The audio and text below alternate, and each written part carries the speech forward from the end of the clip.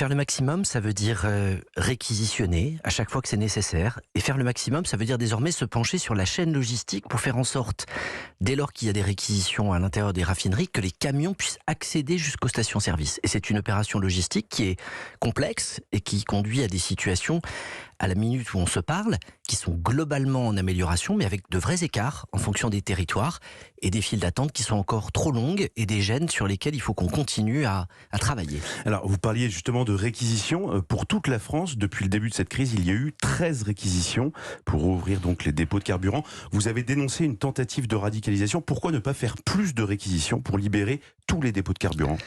Toutes ces réquisitions, elles sont encadrées par la justice. Et vous remarquerez que à chaque fois que les réquisitions voulues lancées par le gouvernement ont été attaquées, nous avons gagné en justice les référés parce que les juges ont considéré que c'était des réquisitions qui étaient proportionnées. La ligne du gouvernement, c'est le dialogue, oui, le blocage, non. On a donc laissé un temps pour le dialogue social.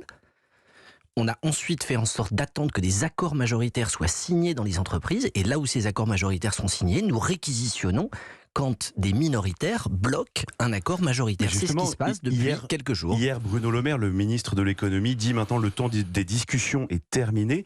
Vous venez de rappeler que les 13 réquisitions que vous avez faites ont obtenu une validation de la justice. Pourquoi est-ce que vous auriez pu en faire plus ? Parce que les Français n'en peuvent plus de ne pas pouvoir faire leur plein d'essence. Mais il y en aura sans doute une 14e, une 15e, une 16e, autant que nécessaire pour qu'on assure un retour à la normale. Avec encore une fois, un examen qui se fait territoire par territoire, puisque c'est au préfet de lancer des réquisitions sur son territoire sur la base des indisponibilités ou des difficultés qui peuvent exister de manière effective. Et donc, je vous assure que on est totalement déterminé à faire en sorte que cette situation revienne le plus vite possible à la normale, sans déployer un arsenal qui serait contraire au droit. C'est très exactement notre ligne. Oui, mais pour les Français qui n'arrivent pas à faire le plein, vous comprenez que est-ce que ça pose un problème, une question d'autorité de l'État ?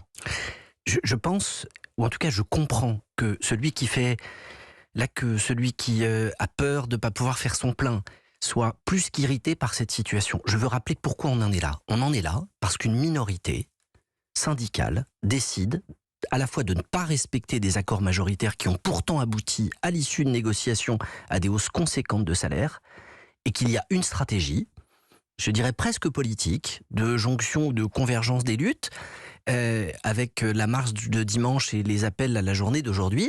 Et je comprends que beaucoup de Français ne sont pas dupes de ce qui est une tentative de détourner le dialogue social pour en faire autre chose. Et alors, vous avez sous votre tutelle le ministère des Transports. Pour les Français qui veulent partir en vacances pour fêter la Toussaint, qui vont peut-être prendre le train ou la voiture, qu'est-ce que vous pouvez leur dire ? Est-ce qu'ils pourront prendre le train ce week-end ? Est-ce qu'ils pourront faire un plein d'essence pour partir en vacances ? Le gouvernement est totalement mobilisé pour que ce soit le cas. Nous n'avons pas de raison de penser qu'on aura une situation qui sera dégradée à la fin de la semaine. Au contraire, tous les indicateurs vont vers une amélioration pour les différents modes de transport. On vient d'entendre vos propos sur ce que vous dites des grévistes. Vous parlez un peu d'un détournement de la mobilisation sociale. Qu'est-ce que vous dites aujourd'hui à tous ceux qui sont en grève ? Il y a le secteur pétrolier, le nucléaire, la SNCF. Qu'est-ce que vous leur dites aujourd'hui ? Je dis que je comprends évidemment qu'un certain nombre de salariés puissent exprimer des attentes d'amélioration de pouvoir d'achat. Mais je leur dis que dans le même temps, nous sommes le gouvernement en Europe qui a le plus protégé ses habitants en termes d'inflation. Les hausses sur le gaz ou sur l'électricité ont été absorbées par la puissance publique. Les coûts à la pompe ont été diminués par des politiques de ristourne, et nous avons l'inflation la moins élevée d'Europe, qui est des demandes de négociations salariales dans les entreprises, je le comprends, qui est des grèves préventives ou des grèves pour aller mettre la pression dans un contexte qui est déjà compliqué, à la fois par une situation géopolitique liée à la guerre en Ukraine, par la situation économique au sens large. Je pense qu'il faut être prudent, et encore une fois, le temps du dialogue, c'est pas le temps du blocage. Et dans un certain nombre d'entreprises sur lesquelles aujourd'hui des mots d'ordre de grève ont été lancés, on est davantage dans une forme de grève préventive que dans une culture du dialogue. Mais du coup, aujourd'hui, le pays est complètement bloqué et on ne sait pas combien de temps ça va durer. Vous avez des estimations, vous savez est-ce que les préavis de grève vont être reconduits dans les prochains jours ? On ne peut pas dire que le pays soit complètement bloqué. On peut dire qu'on a aujourd'hui des tensions, des limitations de Un déplacement. TER sur deux qui circule, pareil pour les Transiliens, pareil à peu près pour les Intercités. Beaucoup de Français n'arrivent pas à faire le plein en Île-de-France, dans la région Centre-Val de Loire, en Rhône-Alpes. Enfin, pour les Français On qui a nous des écoutent. situations de galère, on a des situations de tension, on a des situations de gêne. On n'a pas une situation de blocage total. Il ne faut pas non plus laisser penser que dans les entreprises dont vous avez parlé, 100% des salariés sont grévistes. C'est loin d'être le cas. Beaucoup d'organisations syndicales ne se sont pas joints au mot d'ordre de grève et préfèrent être dans une culture du dialogue et de la négociation. J'appelle de mes voeux qu'on ait à la fois une situation qui revienne le plus vite possible à la normale, mais aussi qu'on n'ait pas cette culture de la grève, qu'on ait d'abord cette culture de la Et du négociation. coup, ce que vous dites, en fait, c'est que la CGT a pris en otage tout le mouvement, puisqu'on voit bien, les dépôts pétroliers de Total sont encore bloqués, notamment par la CGT, qui pourtant n'est pas forcément majoritaire dans ces entreprises.